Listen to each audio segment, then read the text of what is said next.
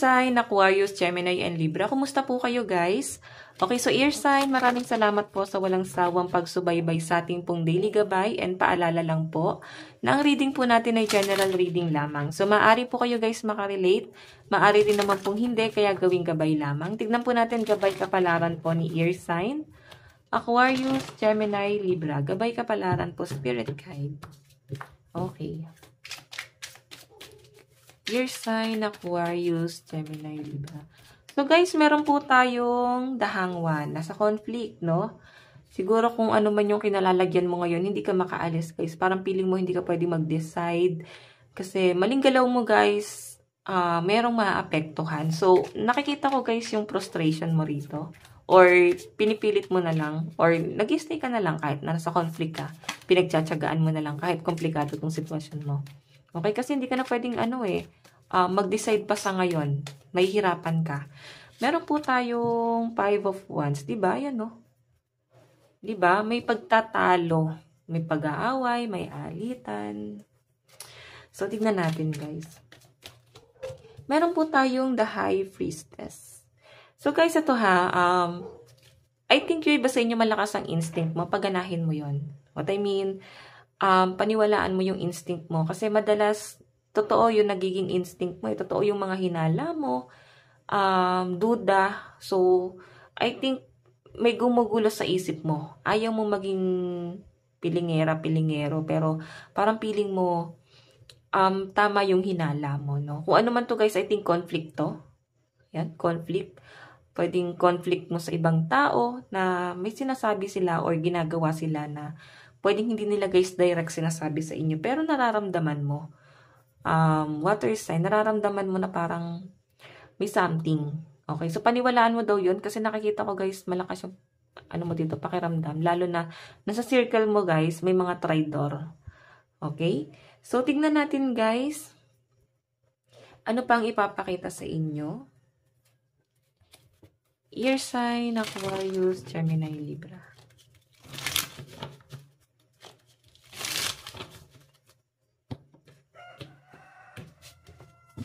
Ear sign.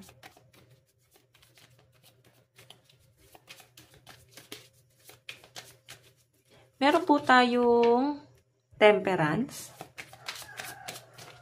Meron po tayong 7 of Wands.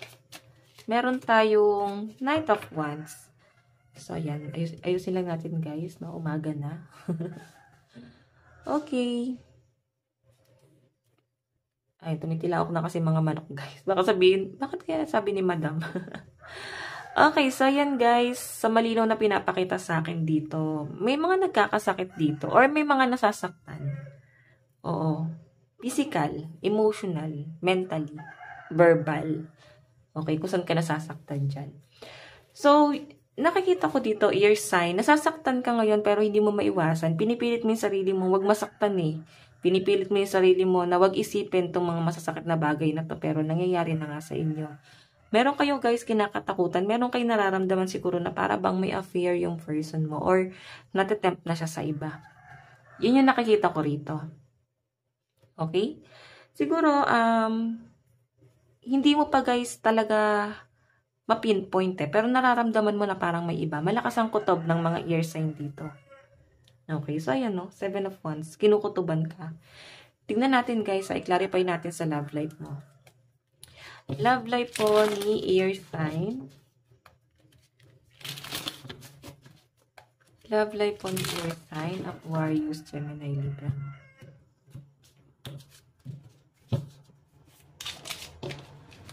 Okay.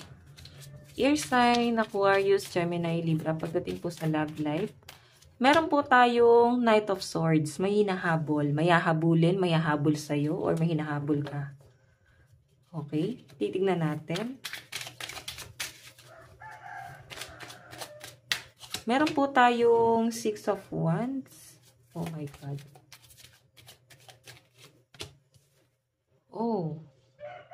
So guys, pagdating sa love life mo, nakikita ko, maaaring nangyari na siya sa past, no? Tumama yung hinala mo. Talagang meron. Pwedeng tinatanggi pa kasi guys eh. Wala kang ebidensya. Kaya hindi mo rin guys malaman kung totoo yung kutob mo. Pero, yun nga guys, naramdaman mo. Ngayon nakita ko guys, at sa love life mo, may paghahabol siyang ginagawa dito. Okay, naghahabol yung person mo sa'yo, oh. Or maghahabol siya sa inyo. 6 of Wands, maraming nagkakagusto sa mga air sign ngayon. Marami kayong, shooter.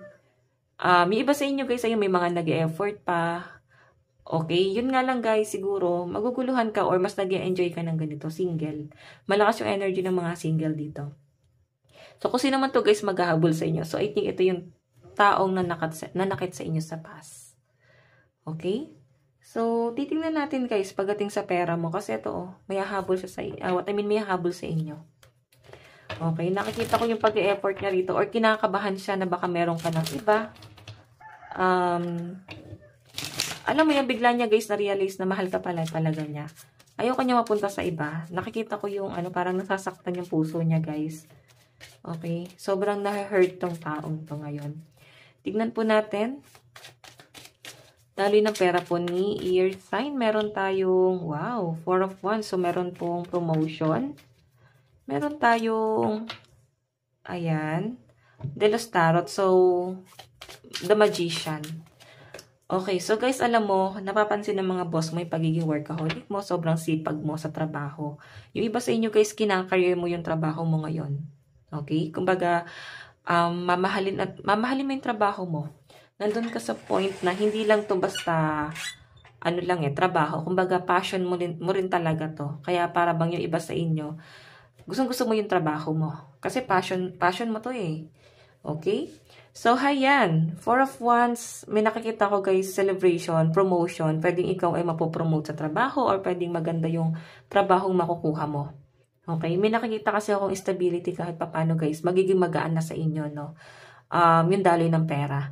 Tignan natin guys ang inyong love advice. Meron po tayong this could be the one. Oh. Siya si the one. First love mo siguro to guys, sa habol sa inyo. Meron po tayong let go of control issues. So, alam nyo guys, pwede nyo pa naman guys, bigyan ng second chance tong taong to. Pero iba sa inyo guys, doubt na kayo eh. Okay? Kung gusto nyo guys mag-work tong relasyon na to, sinasabi dito, meron kayo dapat i-let go. Okay? Ito yung mga past issue. Yan yung dapat nyo pong i-let go na. Tignan po natin guys, ano pa po ang inyong advice. Meron po tayong take a walk. So, iba sa inyo guys, maglakad-lakad ka. Makasagap ka ng sariwang hangin sa umaga, mag-jogging ka. Para yung toxins sa katawan mo guys, ma-release na yan. So guys, ang lucky number mo is 52 and 42. Ito lang po ang inyong reading. Maraming salamat po. Hanggang sa muli. God bless and love you all. Thank you.